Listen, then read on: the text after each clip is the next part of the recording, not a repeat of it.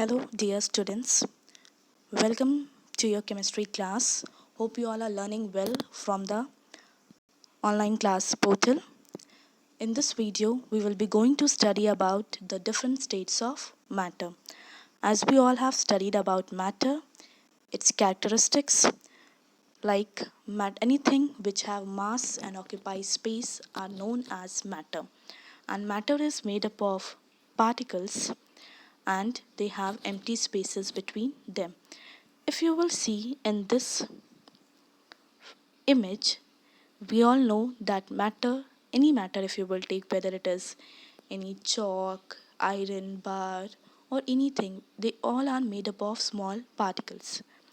So, between the particles, if you will see, there are some empty spaces. Like we all have studied that each and every matter have the empty spaces between them, and this empty space has been known as intermolecular space. And the force which has been attracting on this or on between the two particles, they are known as intermolecular force. It means like between the two particles a force has been also attracting, and this force is known as intermolecular force. The spaces is known as intermolecular space and the force is known as intermolecular force. Now let us study about the physical classification of matter, because matter exists in three different states, that is solid, liquid and gas. It has been physically classified depending on the states. Let us study each and every state one by one. First, as we all know, solids, if we have to define solid, that matter which have definite shape and fixed volume are considered as solid. Like if you will see an example, brick. It is having, if you will see, it is having a definite shape. Means definite shape means if it is here and if you keep it on the table, keep it or anywhere, it will be having the same shape, means there will be no change. It doesn't mean that at my house it is having a different shape and when I will take the same brick to your house it will change. No, it will not change. It will remain as it is, and it means wherever you will keep it will occupy that much space. It means that it is having a fixed shape and a fixed volume. Next point is the spaces between the particle is minimum.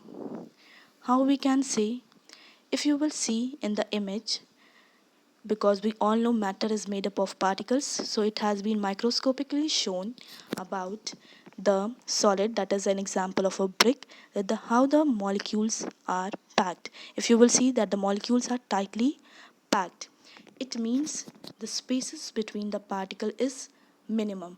And because like intermolecular space, just now we have studied that between the two molecules or the space between the two particles is considered as intermolecular space, and in solid the intermolecular space is minimum.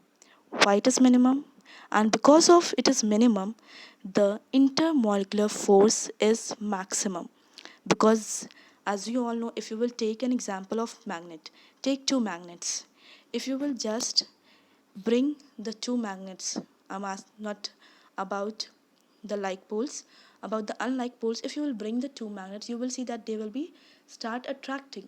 And if you will take one magnet far away and one magnet to the other corner, and then you will see, it means as soon as the particles are separated, they are farther away, the spaces between the two particles are large or the magnets is large. It means in that condition the force will be less. But if the magnets you are bringing near it, and now if you will consider about the magnetic force, it is maximum. So the same case applies here. As the particles are nearer, so the intermolecular force is also maximum, but the spaces are minimum. So in solids, if you will study, the spaces between the particle is minimum and the force of attraction between the particle is maximum. The fourth point has been given that the movement of the particle is minimum. How the movement of the particle will be minimum? Like if you will know, if you are standing at a place, because suppose there is a crowd, and if then you want to move, you are not able to move at a large distance. But if suppose there is one whole room or a hall and you are alone, you are free to move anywhere and you are getting enough amount of space to move. But in solids, as we all know, the intermolecular space is minimum. So when the space is minimum, the place is not there, they are not able to move. So that is why the movement of the particle is minimum. Or you can say it can only vibrate on their places. They can't move from one place to another. They can only move little bit, or you can say even they can vibrate.